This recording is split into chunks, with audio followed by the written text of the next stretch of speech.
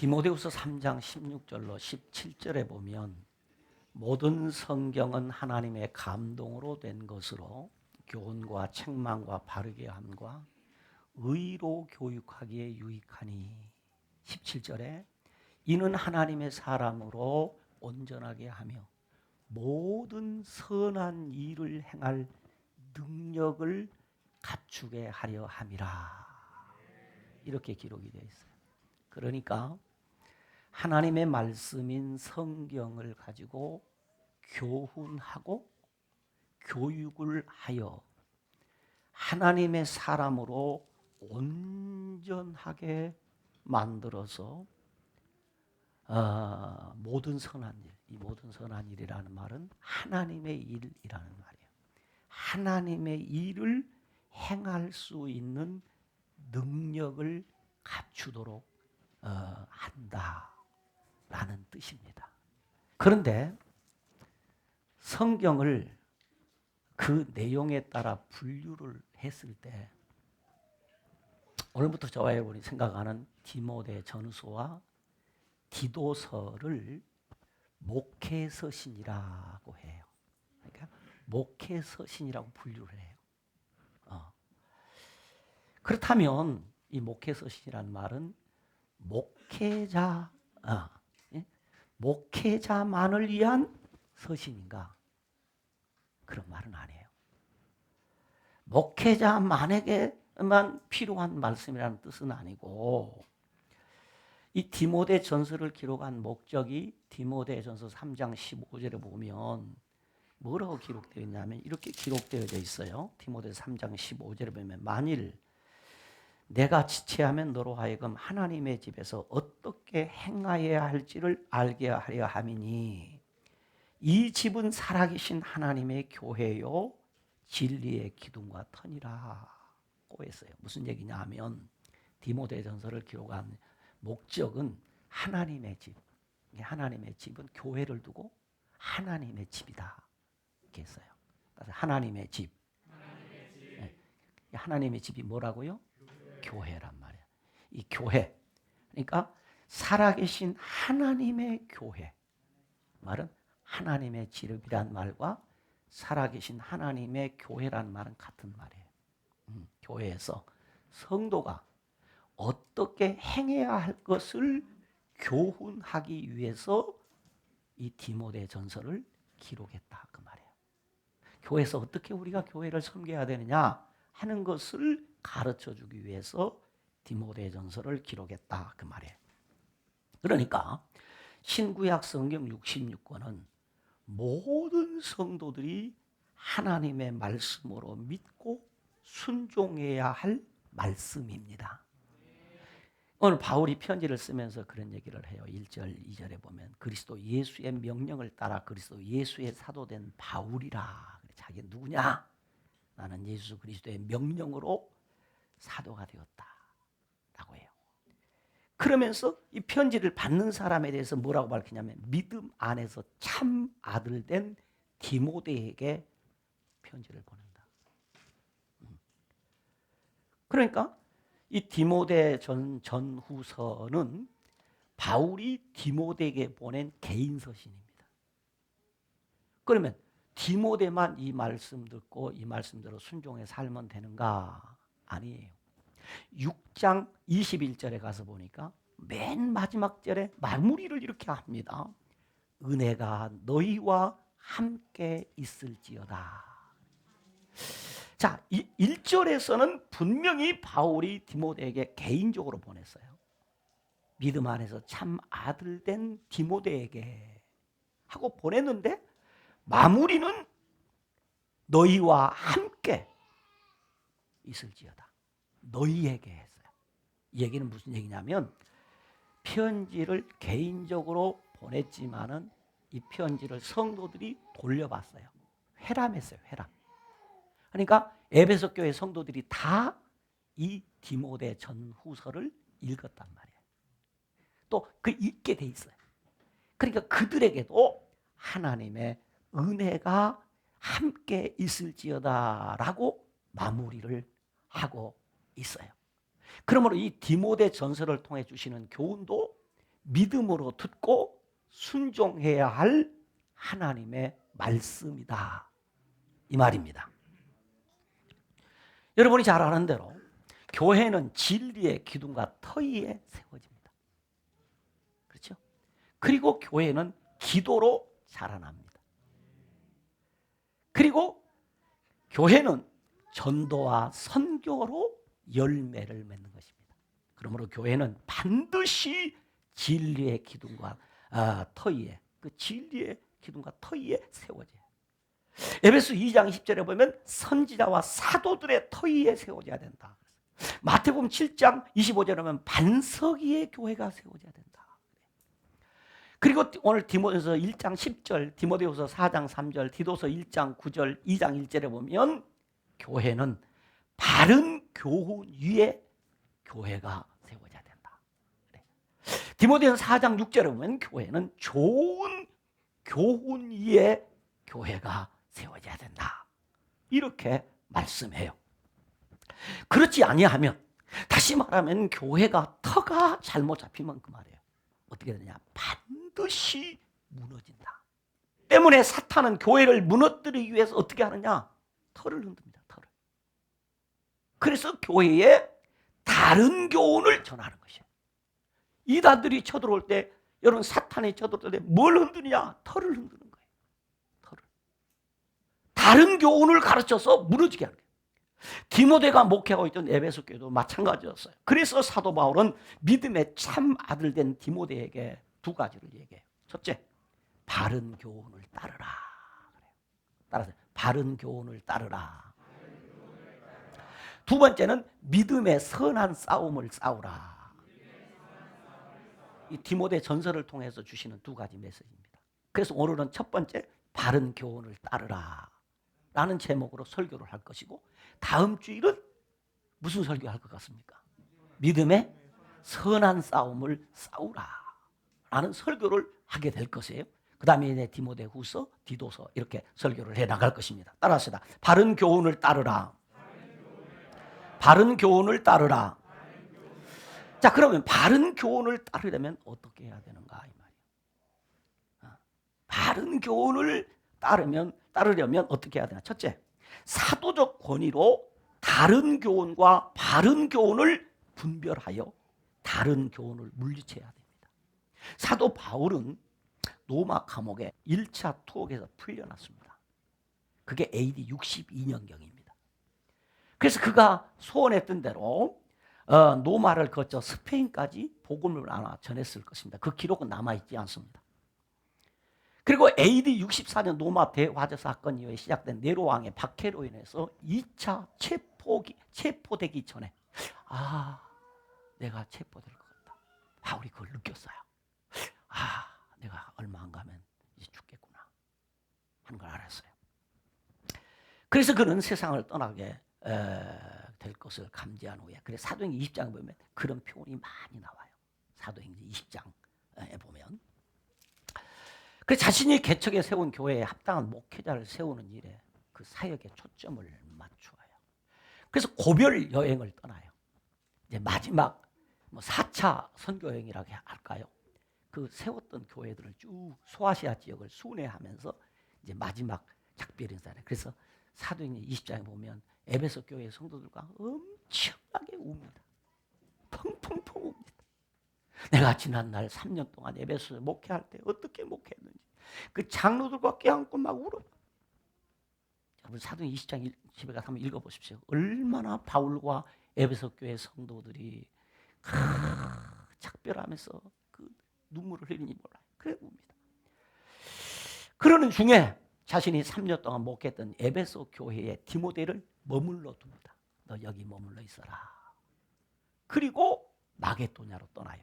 오늘 1장 3절에 보면 그 기록에 1장 3절 한번 읽어볼까요?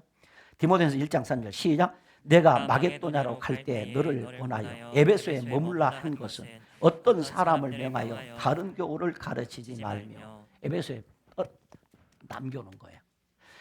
아버지 같고 아들 같은 사람이 지금 어린 지금 디모데를 에베소 교회에 띄워놓고 왔는데 참 마음이 쓰이는 거예요.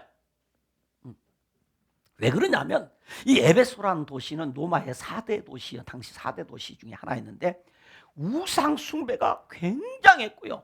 온갖 철학 사상들이 난무하여 철학 학파들이 모여서 날마다 난상 토론하면서 할 얘기 없으니까 바늘을 하나 꽂아놓고 이 바늘 꼭대기에 천사가 몇 명이 올라갈 수 있느냐? 하나 겨우 올라가. 무슨 소리야? 천사니까 100명 올라가겠어. 아니야, 10,000명 올라가. 밥 먹고 이 짓을 하고 있어요. 에베소 시민들이. 그런 도시예요. 그런 도시에 지금 나이 어린 디모데가 목회를 하러 가는 거예요. 그런가 하면 마술사들은 또 온갖 마술술을 부리면서 시호를 하고 이런 최악의 이 상황 속에서 바울이 디모데가, 그 나이 어린 디모데가 바른 교훈을 전하면서 가르치는 일은 결코 쉬운 일이 아니라는 것을 누구보다도 잘 알고 있어요. 그래서 디모데에게 바른 교훈을 따르라 라고 강력한 메시지를 전하는 거죠. 그래서 본문 1절에 그 이야기를 하면서 이렇게 표현합니다. 본문 1절을 한번 같이 읽어보실까요? 성경 펼치시고 읽습니다. 시작. 우리 구주 하나님과 우리의 소망이신 그리스도 예수의 명령을 따라 그리스도 예수의 사도된 바울은 2절 믿음 안에서 참 아들 된 바울에게 편지하노니. 여기 보세요. 거기까지만. 거기까지만. 여기 보면 바울이 뭐라 하냐면 내가 사도가 됐는데 어떻게 사도가 됐다? 예수의 뭐로? 명령으로 됐다. 내가 예수께서 내게 사도로 명령을 해서 사도했다. 이 말은 자신의 사도에 대한, 사도권에 대한 권위를 얘기합니다. 에베소 교인들이 간혹 바울의 사도권을 부정하기도 하고 당시 초대교회 이 바울에게 있어서 이것이 가장 큰 문제였어요. 나는 적어도 사도된 것은 내가 되고 싶었어 된 거 아니다. 내가 사도가 된 것은 예수의 명령을 따라했다. 그러므로 나는 사도적 권위를 가지고 믿음 안에서 참 아들 된 디모데에게 편지한다. 그러니까 디모데 너도 역시 사도적 권위를 가지고 가진 믿음의 참 계승자로서 목회하라고 말해요. 그러므로 먹고 살기 위해서 사람 눈치 보지 말고 바른 교훈을 하는 바른 목회를 해야 한다. 그러므로 목회자인 디모데의 신앙 기도를 무시하는 것은 사도를 무시하는 것이고 사도를 세우신 예수님과 하나님의 명령을 무시하는 것이라는 것을 암시적으로 지금 바울은 그렇게 디모데에게 말하는 거예요. 사도 바울이 디모데를 에베소에 머물게 한 것은 3절로 4절에 이렇게 합니다. 1장 3절로 4절에 이렇게 얘기해요. 자, 우리 봅시다. 디모데서 3장 4절 같이 읽습니다. 시작. 내가 마게도냐로 갈 때 너를 권하여 에베소에 머물라 한 것은 어떤 사람들을 명하여 다른 교훈을 가르치지 말며 신화와 끝없는 족보에 몰두하지 말게 하려 함이라. 이런 것은 믿음 안에 있는 하나님의 경륜을 이름보다 도리어 변론을 내는 것이라. 그거 하지 마라 이거죠.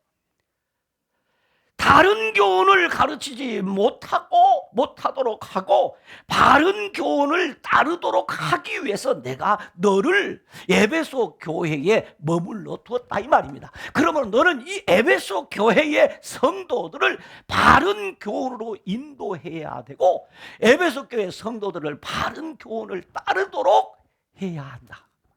바른 교훈은 뭐냐? 4장 6절에 바른 교훈은 그리스도 예수의 믿음의 말씀 곧 좋은 교훈이라 그랬어요.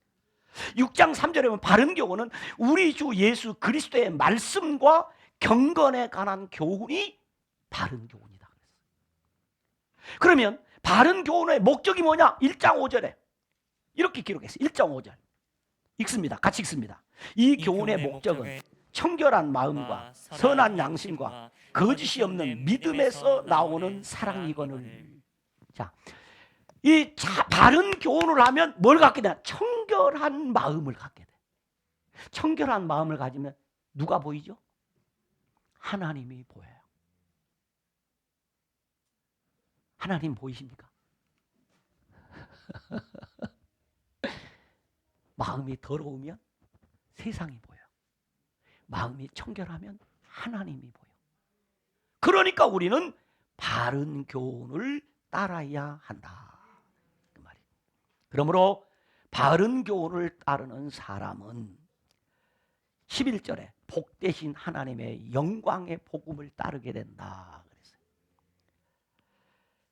바른 교훈을 따르는 사람은 자신이 받은 직분의 소중함과 가치를 알게 돼요.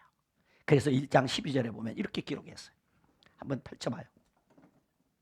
1장 12절 같이 읽습니다. 시작. 나를 능하게 하신 그리스도 예수 우리 주께 내가 감사함은 나를 충성되이 여겨 내게 직분을 맡기시니. 바른 교훈을 따르는 사람은 내 직분이 어떻게 왔구나, 내 직분을 내가 마음대로 할 수 없구나, 그분이 나를 능하게 하셔서 나를 충성되이 여겨주셔서 내게 직분을 맡겨주셨다. 세 번째는 자신이 과거에 어떤 사람이었는 것을 깨닫고 회개하는 삶을 살아요. 그 13절 이하에 보면 그럽니다. 내가 전에는 비방자요 박해자요 폭행자였으나 도리어 긍휼을 입은 것은 내가 믿지 아니할 때에 알지 못하여 행했습니다. 우리 주의 은혜가 그리스도 예수 안에 있는 믿음과 사랑과 함께 넘치도록 풍성하게 부으셨다. 내가 내놓을 게 아무것도 없다.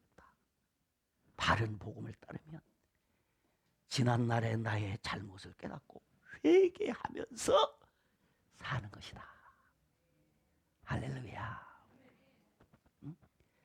네 번째는 바른 복음, 바른 교훈을 따르면 복음의 참된 의미를 깨달아 영생 얻는 자로서 본이 되는 삶을 살게 된다. 16절에 그럽니다. 그러나 내가 긍휼을 입은 까닭은 예수 그리스도께서 내게 먼저 일체 오래 참으심을 보이사 후에 주를 믿어 영생 얻는 자들에게 뭐가 되게 하려 합니다? 본이 되게 하려 하십니다. 바른 교훈을 따르는 사람은 유일하신 하나님께 존귀와 영광을 돌리게 된다. 17절에 18절 19절에 보면 바른 교훈을 따르는 사람은 예언의 말씀을 따라 다른 교훈을 분별하여 믿음과 착한 양심을 가지게 되는 것이다.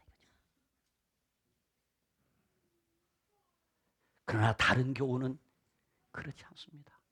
헛된 변론을 합니다. 바른 교훈을 거스립니다. 결국 착한 양심을 버리고 믿음이 파손되어 버린다. 이 믿음이 파손되어 버린다는 이야기는 믿음의 작동이 멈추어 버린다. 믿음이 파손되어 버리면 어떻게 되냐? 기도해야 될 때 기도 못해요. 찬송해야 될 때 찬송 못해요. 하나님을 찾아야 될 때 찾을 능력이 없어요. 믿음이 파손되어 버리면. 다른 교훈을 따르면 후메네와 알렉산더처럼 사탄에게 내어준 자가 되어 사탄의 조종을 받는 신성 모독의 죄를 범하게 됩니다. 그러므로 교회는 사도적 권위로 바른 교훈과 다른 교훈을 분별하여 다른 교훈을 배격하고 선지자와 사도들이 전해준 복음을 계승하고 따르는 교회가 건강한 교회가 되는 것입니다.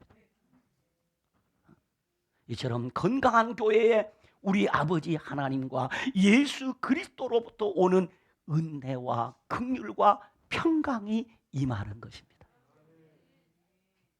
어찌 여러분 사시면서 하나님의 은혜와 긍휼과 평강이 있는 삶을 살기를 원하십니까? 그렇다면 우리는 바른 교훈을 따라야 되는 거예요. 목사는 어떻게 하든지 여러분을 바른 교훈으로 인도해야 되는 게 저의 사명이라면 저와 여러분은 어떻게 하든지 이 바른 교훈을 따라가야 삽니다. 그러므로 진짜를 알면 가짜를 알 필요가 없어요. 진짜를 알면 가짜를 알 필요가 없습니다. 가짜 붙들고 힘쓸 필요 없어요. 두 번째는 모든 사람을 위해 기도해라 그랬어요. 교회의 기초는 말씀이에요. 교회의 유지는 기도로 되는 것이라고 했어요. 그래서 2장 1절로 2절에 이렇게 말합니다. 같이 읽습니다. 2장 1절로 2절입니다. 시작. 그러므로 내가 첫째로 권하노니 모든 사람을 위하여 간구와 기도와 도구와 감사를 하되 임금들과 높은 지위에 있는 모든 사람을 위하여 하라. 뭐 하라? 기도하라. 따라 기도하라. 그러니까 교회가 바른 교훈을 따르려고 하면은 반드시 기도가 있어요. 기도하라. 그런데 기도를 네 가지로 세분화 해놨어요. 왜 네 가지로 세분화 했느냐? 제가 새벽 기도에도 얘기했지만 기도를 더 많이 하라. 기도 생활에 힘쓰라. 기도가 삶이 되게 하라. 기도 응답으로 바른 교훈을 따르는 삶을 살아. 기도하고 기도하라. 이런 의미일 것이란 말이에요. 그럼 조금 언급하면 기도는 뭐냐? 이것은 기도란 만남이에요. 두 번째는 대화입니다. 그러니까 기도란 만남 플러스 대화입니다. 하나님을 만나 대화하는 것이 뭐다? 기도다 이 말이에요. 기도예요. 그런데 좀 다루면 그러면 왜 네 가지로 나눠서 간구란 뭐냐면 자신의 필요 때문에 하는 기도입니다. 내가 정말 필요해. 그래서 이 간구란 말은 쉽게 말하면 특별 기도야. 정말 너무 필요해. 이게 간구입니다. 자신의 필요 때문에 하는 기도를 간구라고 해요. 그래서 야고보 5장 13절에 너희 중에 고난당하는 자가 있느냐? 그는 기도하라. 이것이 간구입니다. 이때 쓰는 게 간구예요. 그런가 하면 기도는 뭐냐? 일상적 기도입니다. 기도, 일상적. 친밀함을 위하여 드리는 호흡과 같은 기도. 곧 기도가 인격이 된 사람이 그 삶의 기도. 그러니까 응답이 있는 깊은 기도입니다. 일상 기도는 아무나 못해. 진짜 기도가 생활이 된 사람들만 하는 기도가 기도입니다. 그 다음에 도고는 뭐냐? 중보적 기도. 곧 이웃을 위한 제사장적 넓은 기도입니다. 도고는. 그러니까 여기 임금들과 높은 지위에 있는 모든 사람을 위해서 하는 넓은 기도. 곧 모든 사람이 구원을 받도록 하는 기도. 2장 7절에 보면 이방인까지 하는 기도. 넓은 기도. 이웃을 향한 기도. 이것을 도고라고 그래요. 그 다음에 마지막 감사. 감사는 신앙의 절정에서 드리는 기도. 감사 기도는 아무나 못해. 신앙의 절정에 이른 사람만 해요. 그래서 빌립보서 4장 6절에 아무것도 염려하지 말고 다만 모든 일에 기도와 간구로 너희 구할 것을 어떻게? 감사함으로 하나님께 아뢰라. 신앙의 절정에 이른 사람만이 가능. 그럼 어떻게 이 감사 기도를 할 수 있느냐 하는 것은 사건이 아니라 사람을 위한 기도예요. 그러면 이렇게 이 네 가지 기도를 하게 되면 기도 못할 문제가 무슨 문제가 있냐? 이렇게 기도하면 어떻게 되느냐? 어떻게 어떻게 되느냐? 2장 2절에 보니까 우리가 모든 경건과 단정한 거 고요하고 평안한 생활을 하게 된다. 2장 8절에 보면 각처의 남자들이 어떻게 돼? 그리고 이렇게 해서 남자들 어떻게 하냐면 다툼 없이 거룩한 손을 들고 기도하라 그래. 남자들이여 손을 들고 하나님 앞에 기도하라. 남자들이 아멘할지어다.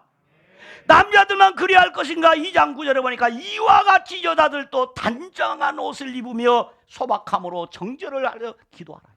다시 말하면 기도하면 남자들은 멋이 있게 되고 기도하면 여자들은 매력이 넘치게 돼서 남자들이 자기의 기분 때문에 다툼을 그치게 되고 여자들은 사치를 부리지 않고 과하게 꾸미지 않게 된다. 그러므로 기도함으로 바른 교훈을 따를 수 있게 된다. 그러나 기도 없이는 바른 교훈을 가르쳐도 은혜를 받지 못하고 시험에 들게 됩니다. 상처를 받게 됩니다. 마음의 불신앙이 발동됩니다. 그러나 깊고 넓은 기도 생활은 깊고 넓은 하나님의 은혜의 바다로 나아가게 되는 것입니다. 그러므로 진짜를 알면 가짜가 알 필요가 없어요. 진짜를 붙들게 되기를 주님의 이름으로 축원합니다. 그 다음에 마지막입니다. 바른 직분자를 세워야 합니다. 교회는 필연적으로 직분자를 세웁니다. 3장 1절에 이렇게 기록합니다. 같이 읽습니다. 시작. 미쁘다 이 말이여 곧 사람이 감독의 직분을 얻으려 하면 선한 일을 사모하는 것이라 함이로다. 좀 이 본문이 오해가 많이 되는 본문인데요, 여기 감독은 목사와 장로를 말합니다. 그렇다고 꼭 목사와 장로만을 하는 말이 아니라 역시 남녀 집사를 비롯한 모든 성도들에게 주는 말씀입니다.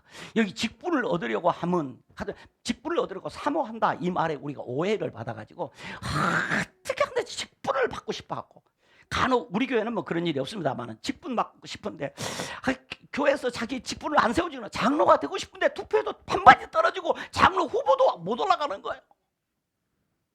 우리 교회는 상당히 민주적 절차를 밟아서 중직자들을 세웁니다. 추천을 받아서 가족들이 추천을 하거나 기관에 추천하거나 이래서 당에서 최종심사에서 이렇게 후보를 내는데 그래가 안 되니까 시험 들어갖고 막 왜? 직분을 사모하라 했으니까 받고 싶은 거예요. 그런 얘기가 아니에요. 그런 얘기가 아니에요. 당시 1세기 이때 당시는 박해로 말미암아 예수 믿는다는 것 자체가 어려워요. 예수 믿는 사람들은 순교를 각오하고 예수를 믿어. 그런데 예수 믿는다는 것, 순교를 각오하고 예수 믿는데 만약에 장로가 되고 목사가 되고 집사가 되면 어떻게 해요? 순교 1순위입니다. 죽음이에요. 그러니까 내가 장로가 됐다, 목사가 됐다, 이것은 그런 직분을 얻었다. 그것은 순교를 각오하고 순교의 자리, 책임지는 자리, 고난의 자리에 섰다 이 말이에요. 그것을 뭐 하라? 그것은 선한 일이다. 이 선한 일이다 하는 이 말은 하나님 보시기에 좋은 일이다 이 말이에요. 고난의 자리에 서는 것, 순교의 자리에 서는 것, 그 책임지는 자리에 서는 것은 하나님 보시기에 좋은 일이다. 하나님의 일이다. 하나님을 행복하게, 여기 이 말이 선하다 이 말의 히브리어에는 토브라고 돼 있어요. 하나님을 행복하게 하는 일이다. 뭐 하는데? 죽음의 자리에 가는 것이. 그 일은 그 일이단 말이에요. 그러므로 선한 일이다. 그것을 사모한다 이 말은요, 거기 가는데 죽음인데 고난인데 거기 가는 일 사모한다는 일은, 이 사모한다는 말은 조금 그 원래 단어는 그 의미가 좀 별론데 좀 쉽게 해석하면 이렇습니다. 젊은 남녀가 사랑에 빠지면 배는 게 없어. 그래서 우리 흔히 뭐라고 그래? 뭐가 씌었대? 눈에 뭐가 씌었대? 콩깍지가 씌었다. 바로 여기 사모한다, 이 사모한다 말은 눈에 콩깍지가 씌었다. 눈에 콩깍지가 싹 끼면 좋은 것만 보입니다. 다 좋아 보입니다. 십자가에 달려 죽어도 그게 너무 좋은 거라 나도 저러고 싶다. 다 좋아 보여. 고난의 자리에 가는 것이 다 좋아 보입니다. 순교의 자리에 가는 것이 다 좋아 보입니다. 직분은 그렇게 받는 거단 말이에요. 그런데 그런 자에게, 자 보세요. 그런 자에게 13절 같이 읽습니다. 시작. 집사의 직분을 잘한 자들은 아름다운 지혜와 그리스도 예수 안에 있는 믿음의 큰 담력을 얻느니라. 자, 그런 자에게 어떤 은혜를 주시냐? 이 직분을 잘한 자들은 아름다운 지혜를 준다는 거예요. 세상도 지혜라고 생각합니다. 더 좋은 하나님의 은혜를 주신단 말이에요. 그 다음 뭐라 했어요? 이 그리스도 예수 안에 있는 믿음에 뭘 주신다? 큰 담력을 준다. 여기 큰 담력이라는 말은 무슨 말인가 하면 사탄의 공격을 이겨낸 능력입니다. 그러니까 영적으로 사탄의 공격이 오면 하나님께서 믿음에 큰 담력을 주면 그때 힘이 나오는 거예요. 그 다음에 믿음을 잘 사용하는 능력이야. 어떤 일이 있으면 그 사람의 믿음이 발동돼서 강력한 능력이 나타난다. 그런가 하면 어떤 상황, 어떤 환경 중에도 기도하고 찬송할 수 있는 능력. 바로 이게 믿음의 큰 담력은 어떤 능력이냐? 하나님의 은혜의 보좌 앞으로 나가는 능력입니다. 그래서 히브리 4장 16절에 그럽니다. 그러므로 우리는 긍휼하심을 받고 때를 따라 돕는 은혜를 얻기 위하여 그 다음에 은혜의 보좌 앞에 어떻게 나가요? 담대하게. 왜? 그 사람이 뭐가 있으니까? 믿음의 큰 담력이 있으니까. 여러분이 어려운 일 당하면 다 하나님 앞에 은혜 보좌에 나올 것 같죠? 다 나오는가요? 못 나와요. 왜? 담력이 없으니까. 내가 지금 죽겠다. 하나님의 은혜 보좌에 가면 하나님이 살려주신다. 이 담보가 생기는 거야. 담보가. 이처럼 직분을 얻으려 선한 일을 사모하는 사람은 다른 교훈을 배교하고 바른 교훈을 따르는 것은 당연한 일입니다. 하나님의 집에서 어떻게 행해야 할지를 알려 함은 당연한 것입니다. 이런 사람들, 이런 직분에 대한 바른 이해를 가진 사람들이 여러분 어떻게 합니까? 오늘 이 디모데전서 3장에 나오는 이 자격을 갖추는 일에 조금도 소홀하지 않습니다. 조금도 소홀하지 않습니다. 살아계신 하나님의 교회의 진리의 기둥과 터를 지키려고 하는 것은 너무나 당연한 거예요. 내가 혹시 잘못되면 우리 교회 나 때문에 잘못되면 안 되는데 하는 이런 마음으로 바른 교훈을 따르게 되는 것입니다. 그러므로 진짜를 알면 가짜를 알 필요도 없어요. 진짜를 붙들기를 바랍니다. 결론입니다. 여러분, 이미 저와 여러분이 들은 말씀대로 다른 교훈, 다른 복음, 가짜가 아닌 진짜 교훈, 바른 복음, 바른 교훈을 따르는 일에 더욱 열심하는 여러분들 다 되시기를 주님의 이름으로 축원합니다. 하나님 아버지 감사합니다. 그렇습니다. 바른 교훈을 따르는 일에 주저함이 없게 하옵소서. 예수님 이름으로 기도드리옵나이다. 아멘.